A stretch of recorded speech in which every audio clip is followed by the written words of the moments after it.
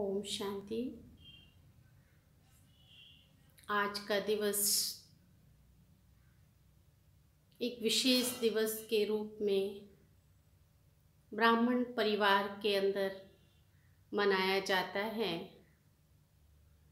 और ये दिन अवर्णनीय है जो भुलाया नहीं जा सकता और जिसका वर्णन नहीं किया जा सकता। आज वो विशेष दिवस है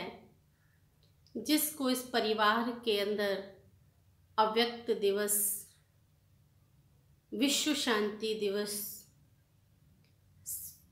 समर्थी दिवस के रूप में, स्मृति दिवस के रूप में मनाया जाता है। इन अनेक प्रकार के नामों के पीछे एक विशेष अर्थ छिपा हुआ है कि ये प्यारे ब्रह्मा बाबा जो कि एक कुशल जौहरी थे, दादा लेखराज, जिनको कि परमपिता परमात्मा ने अपने विशेष कार्य के लिए इस सृष्टि पर से इस सुंदर हीरे को चुनकर अपना बना लिया था और परमात्मा पिता की आज्ञा पर उन्होंने अपने इस जीवन को, अपने इस सुंदर क्षणों को ईश्वर की आज्ञा पर अपने ऊपर परमात्मा पिता के लिए अपना सब कुछ अर्पण कर दिया। इसलिए ये दिवस कर्मातीत दिवस के रूप में भी मनाया जाता है और इन नामों के पीछे जो अर्थ है वो विशेष रूप से आप जान सकते हैं कि परमात्मा आज के दिन कर्मों के बंधन से मुक्त हो गए थे। परमपिता परमात्मा शिव की याद में समाकर आज का दिवस उन्होंने स्मृति सो समर्थी दिवस बना दिया था और अपने अव्यक्त फरिश्ते स्वरूप को धारण किया। तो ऐसे प्यारे बाबा जो कि आज के दिन आवाज़ की दुनिया से परे का अनुभव करते हुए परमपिता परमात्मा को वो कर दिखाया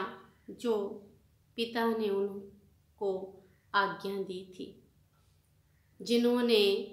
योग के बल से अपने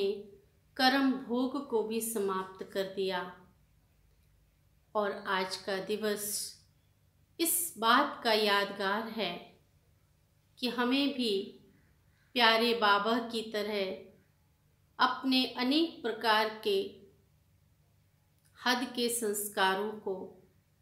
अपने अंदर के झूठे स्वभाव संस्कारों को, झूठी मान शान को, इस देह और देह की दुनिया के अनेक बंधनों को मिटाने का ये यादगार है। इसलिए हम सब ब्राह्मण परिवार के अंदर पिता श्री ब्रह्मा बाबा को अपने जीवन में सदा याद रखने के लिए और उनकी शिक्षाओं को जीवन में उतारने के लिए, समाने के लिए हर वर्ष ये दिवस अव्यक्त दिवस के रूप में मनाते हैं, जिस दिन ब्राह्मण परिवार की सभी आत्माएं सुबह से ही साइलेंस में रहकर ज़्यादा से ज़्यादा मौन व्रत धारण कर कर्म करते हुए भी अव्यक्त फरिश्ता स्थिति का अनुभव करते हुए अपने इस दिन को यादगार दिन बनाकर प्यारे ब्रह्मा बाबा की पिताश्री की विशेषताओं को, गुणों को और प्रभु के प्रति उनकी जो प्रीत थी उस प्रीत को अपने अंदर कैसे हम समाएं, हम भी उसका स्वरूप बन जाएं। इसलिए आज का दिवस इस रूप में मनाकर हम उनकी शिक्षाओं को जीवन में उतारने का प्रयत्न करते हैं। पिता श्री ब्रह्मा बाबा, जो कि एक तरफ अटल थे, अचल थे, निश्चय बुद्धि थे, उमंग और उत्साह वाले थे, बेफिक्र बादशाह थे, जिनके रग रग में, रोम रोम में एक ईश्वर के सिवाय, एक शिव पिता के सिवाय और कुछ भी समाया हुआ नहीं था। इतना बड़ा बेहद यज्ञ, बेहद इस संस्था को अपना श्रेष्ठ कार्य करते हुए